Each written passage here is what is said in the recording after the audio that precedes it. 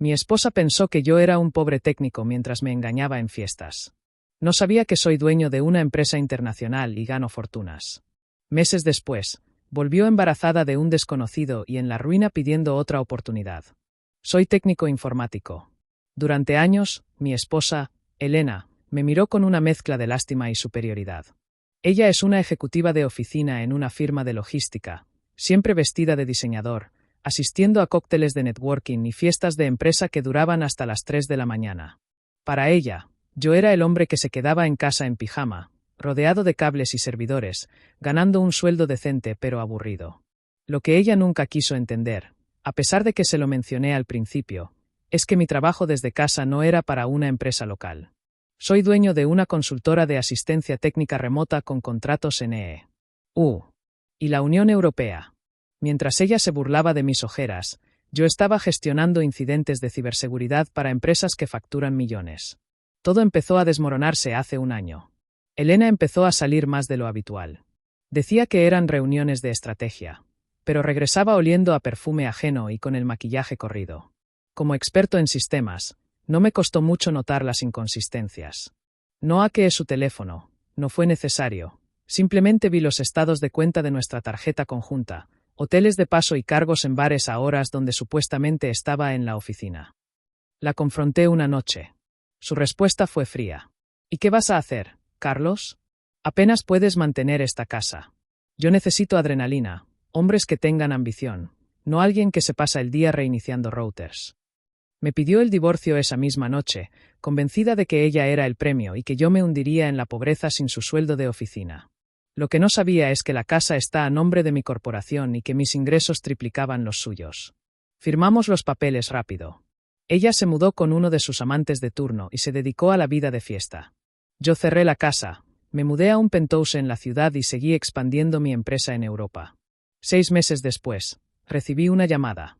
Era Elena. Su voz estaba rota. El amante la dejó en cuanto supo que estaba embarazada. Resulta que en sus noches de fiesta no hubo protección y, tras hacerse pruebas, ni siquiera ella sabe quién es el padre. Intentó contactar a los 3 hombres con los que salía frecuentemente. Todos la bloquearon. Peor aún, su gran carrera se estancó.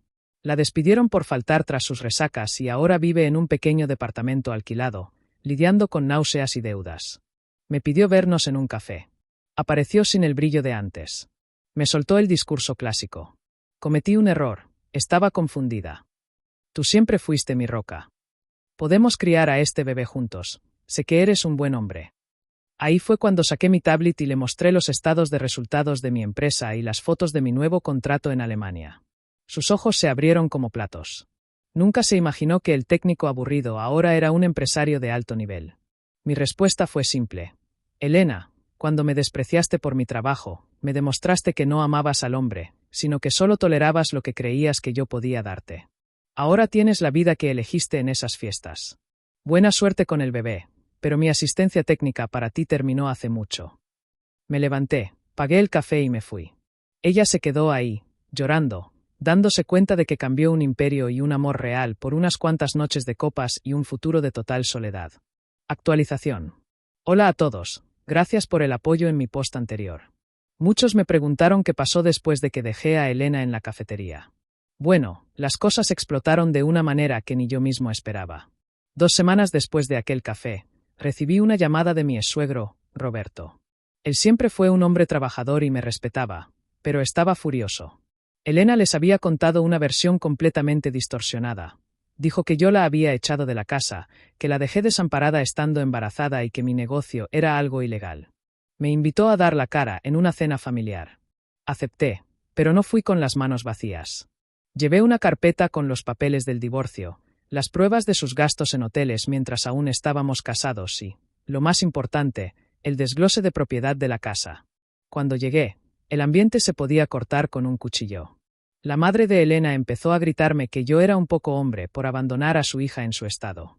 Elena estaba sentada en una esquina, evitando mirarme a los ojos. Esperé a que terminaran su discurso y puse la carpeta sobre la mesa. Las pruebas de infidelidad. Les mostré los estados de cuenta con los cargos en moteles y bares en horarios de oficina. La verdad del embarazo. Les recordé que nosotros llevábamos meses sin intimidad antes del divorcio debido a sus fiestas. por lo que las fechas del embarazo simplemente no cuadraban conmigo. El poder económico. Les mostré el registro legal de mi empresa y cómo ella me menospreciaba por ser solo un técnico. El momento más tenso fue cuando mi exsuegro leyó los mensajes de texto que ella me envió meses atrás, donde me decía que yo era un mediocre sin ambición, y que buscaba hombres de verdad en sus fiestas. Roberto se puso pálido. Miró a Elena y le preguntó: ¿Es esto cierto? Carlos te daba todo y tú lo engañabas mientras te burlabas de su trabajo. Elena rompió a llorar y trató de decir que yo la descuidaba por trabajar mucho. Pero su padre la interrumpió. No lo descuidabas por soledad, Elena. Lo hacías por soberbia. Nos dijiste que él era un fracasado y resulta que el único fracaso aquí es tu comportamiento. La familia de Elena es de valores antiguos. Aunque no la dejaron en la calle, el apoyo económico que esperaba de ellos fue mínimo. Su padre le dijo que la ayudaría con el bebé, pero que tendría que trabajar y vivir bajo sus reglas, sin lujos ni fiestas. Lo último que supe de Elena es que intentó demandarme por una pensión alimenticia por adelantado. Mi abogado presentó las pruebas de ADN que ella misma se hizo, donde yo no aparezco como opción, y el juez casi se ríe en su cara. Ella sigue sin saber quién es el padre entre 3 sujetos diferentes que conoció en una discoteca. Uno de ellos cambió de número y los otros 2 simplemente dicen que no la conocen.